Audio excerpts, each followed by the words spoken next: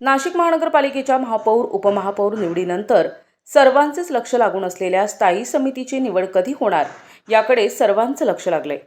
25 फेब्रुवारीला स्थायी समिती सभापती पदाची निवडणूक होणार असून भाजप शिवसेना महायुतीच्या वतीने उपमहापौर पदासाठी ऐनवेळी माघार घ्यावे लागलेले मच्छिंद्र सानप यांना स्थायी समिती सभापती पदाची उमेदवारी जाहीर केली असून भाजप शिवसेना महायुतीच्या पदाधिकाऱ्यांसमवेत मच्छिंद्र सानप यांचा नगर सचिव यांच्याकडे उमेदवारी अर्ज दाखल केलाय। दरम्यान मच्छिंद्र सानप हे बिनविरोध निवडून येतील असं मानलं जातंय। दरम्यान अपक्ष निवडून आलेले अपक्ष आणि राष्ट्रवादी गटात सामील झालेले मुकेश शहाणे यांनी देखील स्थायी समिती सभापती पदासाठी आपला उमेदवारी अर्ज दाखल केलाय।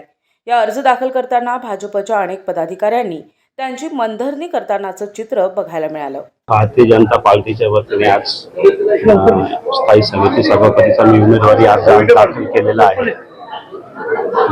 युतीमध्ये आम्ही उमेदवारी अर्ज दाखल केलेला आहे।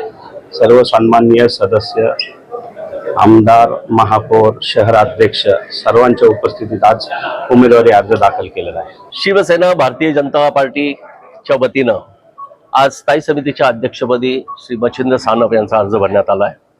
हा अर्ज आमच्या सामूहिकरित्या भरण्यात आला। आज शिवसेनेचे सर्व पदाधिकारी आणि सर्व स्थायी समितीचे सदस्य उपस्थित होते आणि मला खात्री आहे की शिवसेना भारतीय जनता पार्टीचा महापौर या नाशिक मनपावर आता विराजमान आहे आणि स्थायी समितीमध्ये सुद्धा शिवसेना आणि भारतीय जनता पार्टी यांच्या युतीचाच स्थायी समितीचा अध्यक्ष होईल। आज मच्छिंद्र सानप यांचा अर्ज भारतीय जनता पक्ष व शिवसेना यांनी संयुक्तरित्या भरला आहे। सर्व स्टँडिंगचे सदस्य आणि सर्व पदाधिकारी, भारतीय जनता पक्षाचे शहर अध्यक्ष असतील, शिवसेनेचे प्रमुख असतील, हे सगळ्यांनी सोबत, गटनेते, उपमहापौर, आपले विनास अण्णा, या सगळ्यांनी सोबत येऊन युतीमध्ये आम्ही श्रीयुत मच्छिंद्रजी सानप यांचा फॉर्म भरला आहे आणि निश्चितपणे स्थायी समितीचे सभापती पण तेच होतील, युतीचेच होतील।